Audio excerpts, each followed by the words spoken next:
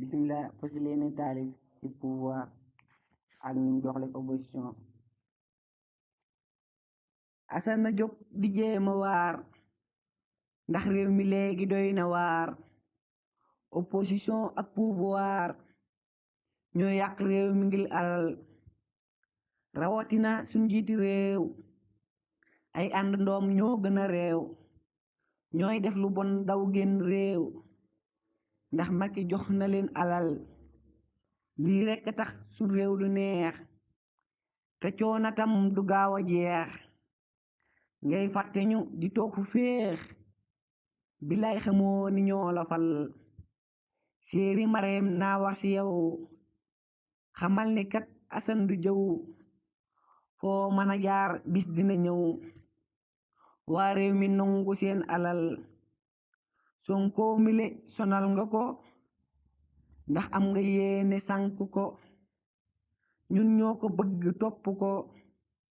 Sonko de wër na Sénégal, kon Macky Sall del xalaat te xam ni léeg nga jeexalaat. bum tax nga wër di yàqalaat Ousmane mi ñor waa Sénégal. ku wax nga tëj aka sosol, ku ne si yow nga koy mosol. yow Macky Sall yaa sonal opposition bi ndax alal. njóobeen yi jooy ab ceeb bu seer, moo tax ñu mer bay sànni xeer. su réew mi tey moo mel ni geer,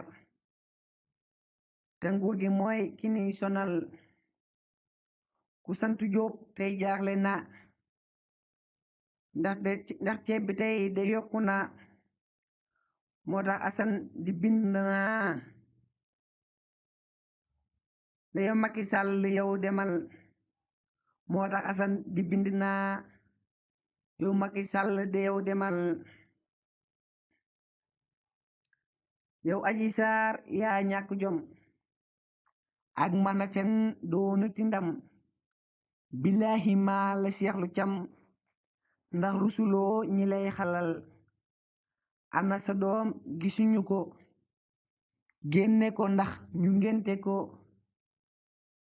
aji sa ëmb won ñu ko, yaa mën a fen de ndax alal. kay avocat ba sant Juuf ñu naan ko maître mooma soof.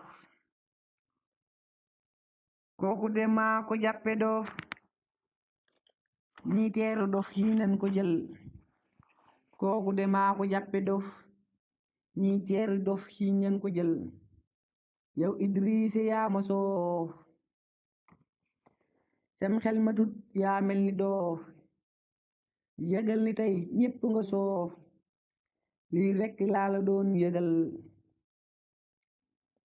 billahi man de dawuma ci li ma wax ñu dégg ma, ba ñu ma kenn jël si ma.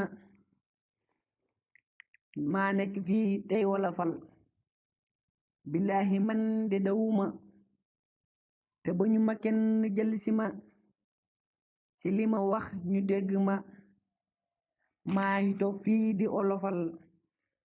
demuma fenni sànni xeer, ci olof bi kat laay wone mer. na nekk fii di bindi eer, di wax ci kat li ñuy sonal.